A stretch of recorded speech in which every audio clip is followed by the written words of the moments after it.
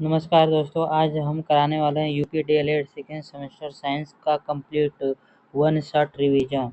यह वीडियो आपके लिए इम्पोर्टेंट है। चलिए आज के सेशन को हम लोग यहीं से स्टार्ट करते हैं। पहला सवाल दिया है कि वयस्क मानव शरीर में कितनी हड्डियां होती हैं। वयस्क मानव शरीर में 206 हड्डियां होती हैं। चलिए अगला सवाल की तरफ चलते हैं। अगला सवाल क्या करा है कि इन्हीं दो कीटभक्षी पौधों के नाम लिखिए। दो कीटभक्षी पौधों के नाम पीटर प्लांट और वीनस फ्लाईट्रैप है। चलिए अगले सवाल की तरफ चलते हैं। अगला सवाल क्या कह रहा है? अगला सवाल कह रहा है कि किसी तत्व के दो समस्थानिक परमाणुओं में किसकी संख्या भिन्न होती है। किसी तत्व के दो समस्थानिक परमाणुओं में न्यूट्रॉन की संख्या भिन्न होती है। अगला क्वेश्चन कह रहा है कि चाल किसे कहते हैं और इसका मात्रक लिखिए। चाल किसी वस्तु के विस्थापन की दूरी को चाल कहते हैं और चाल का मात्रक होता है मीटर प्रति सेकेंड होता है। चलिए अगले सवाल की तरफ चलते हैं। अगला सवाल क्या कह रहा है? कार्य किसे कहते हैं और इसकी मात्रक इसकी इकाई लिखिए। कार्य जब किसी वस्तु पर 1 न्यूटन का बल लगाने पर वस्तु में बल की दिशा में 1 मीटर का विस्थापन हो जाता है, उसे हम कार्य कहते हैं। कार्य का मात्रक होता है जूल। चलिए अगले क्वेश्चन की तरफ चलते हैं। क्या कर रहा है? उत्तोलक कितने प्रकार के होते हैं? उत्तोलक 3 प्रकार के होते हैं। प्रथम उत्तोलक, द्वितीय उत्तोलक, तृतीय उत्तोलक।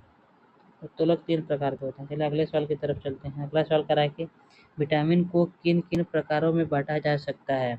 विटामिन को निम्नलिखित प्रकार में बांटा जा सकता है। Vitamin A, vitamin B, vitamin C, vitamin D, vitamin K और विटामिन के होता है। विटामिन के भी होता है। चलिए अगले सवाल की तरफ चलते हैं।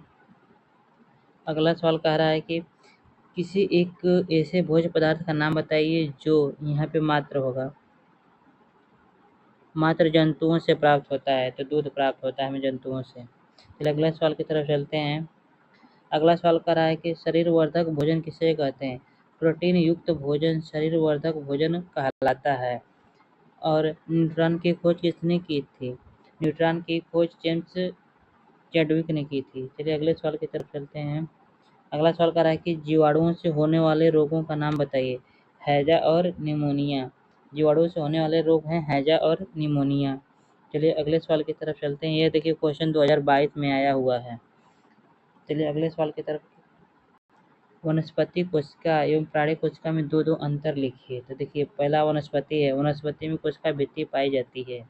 देखिए जंतु कोशिका में कोशिका भित्ति नहीं पाई जाती है। वनस्पति में कोशिका भित्ति पाई जाती है और जंतु कोशिका में कोशिका भित्ति नहीं पाई जाती है। इसमें क्लोरोप्लास्ट बहुत सामान्य होता है, इसमें क्लोरोप्लास्ट नहीं होते हैं। चलिए अगले सवाल की तरफ चलते हैं।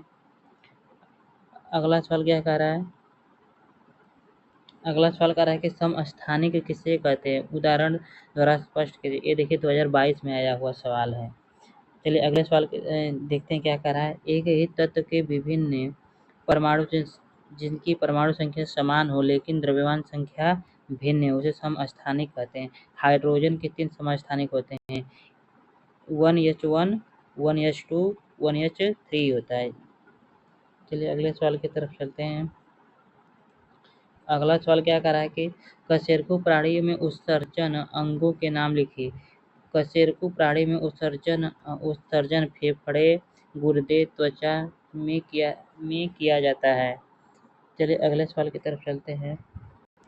अगला सवाल क्या कह रहा है? अगला सवाल कह रहा है कि शारीरिक व्यतिक्रम किसके कारण होता है। दूषित भोजन, दूषित वातावरण तथा सूक्ष्म जीवों के प्रकोप से शारीरिक व्यतिक्रम होता है। चलिए अगले सवाल की तरफ चलते हैं। अगला सवाल क्या कह रहा है?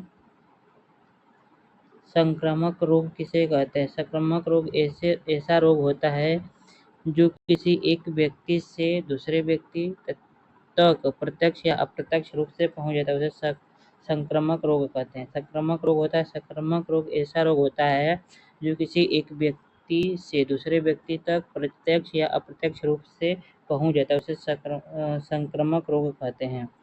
चलिए अगले सवाल की तरफ चलते हैं। अगला सवाल क्या कह रहा है?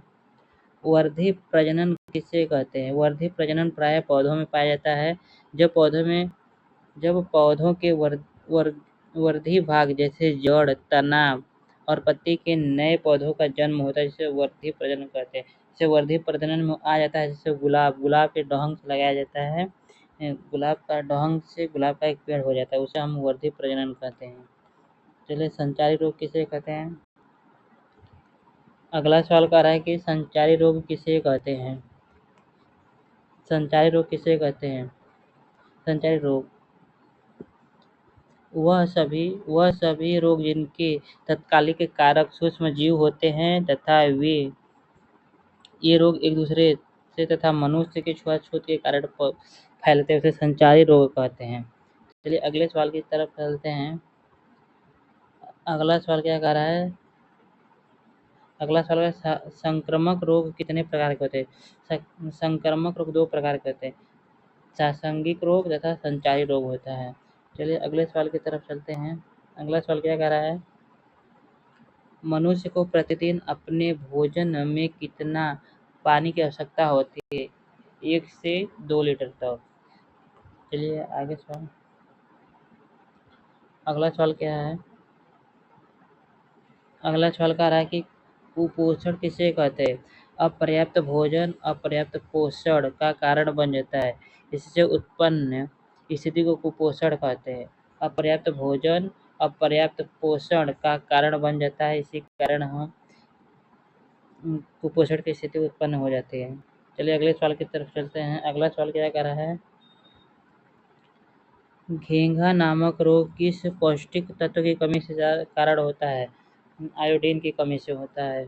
चलिए, अगले सवाल की तरफ चलते हैं। अगला सवाल क्या कह रहा है?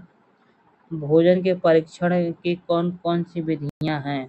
भोजन के परीक्षण की प्रमुख विधियां हैं, जैसे अंतराल से उबालना और ठंडा करना, सुखाना, ठंडा करना, अचार तैयार करना या रसायनों द्वारा।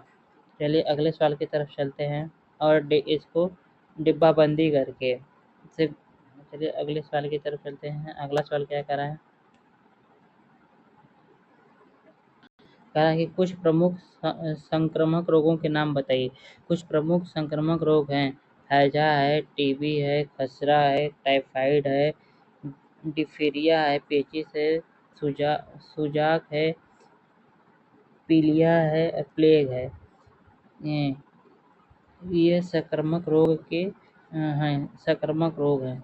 चलिए, आगे। चलिए, आज के सेशन को हम लोग यहीं पे एंड करते हैं, फिर मिलते हैं एक नई वीडियो के साथ। यदि आपको क्लास अच्छी लगी हो तो लाइक करें, शेयर करें तथा कमेंट करें। धन्यवाद।